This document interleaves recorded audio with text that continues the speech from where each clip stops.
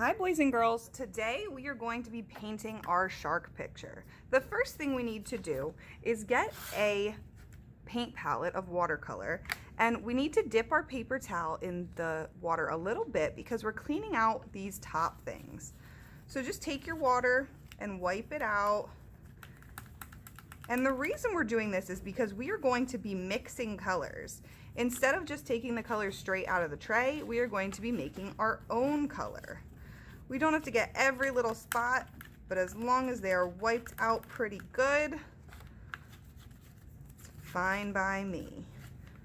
So now what I want you to do is take your brush and wake up your blue with a drop of water and wake up your green with a drop of water. And then you tickle, tickle. You can wipe it off up here or on your paper towel. Tickle, tickle, and wipe it off up here. And I want you to put a few drips in your blue and a few drips in your green, and then take that and try to put the color up top here. We're gonna mix the blue and the green up here. I want it to be more blue than green, and then we're gonna add some water. And we want a big puddle of paint because we have to do our whole background.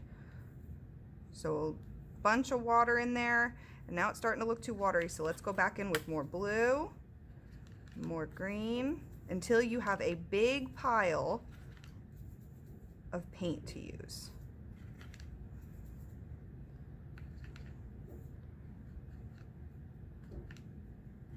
Okay, that looks like enough for me. So now what you're going to do is you're just gonna paint the background of your shark with the color we mixed. You're going to try very, very hard to stay right up against the edge of the shark. It's okay if you go in a little bit, but we're going to try not to do that. We're going to take our time and paint the background. Now, it's okay if you get a little bit of paint over your fish like this, because they will not change colors. The reason that they won't change colors is because they were colored with crayon, which is made of wax, and we are using watercolor. And wax and watercolor don't like to mix. So if you ever draw with crayon and then try to paint on top of it, it won't work. But we can use that to our advantage and keep our fishes safe from the blue color.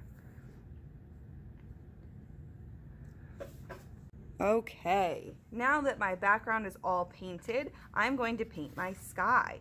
For this one, we are going to mix a little bit of blue, so let's wake that back up, and a little bit of purple. So let's drip some water in there and wake that one up.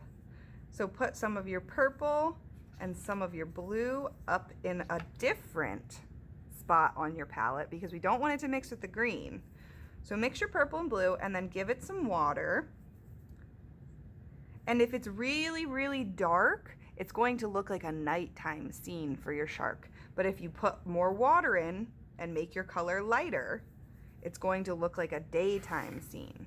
So that's up to you. How much water you put in is your decision.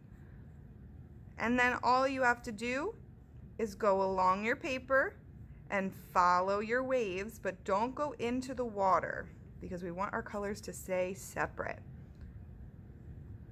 Oops, I went into the water a little bit. That's all right. Mistakes happen. Okay, once you are done painting, you're going to grab your paper with two hands like a lunch tray and take it to the drying rack. Okay, boys and girls, have fun. Bye.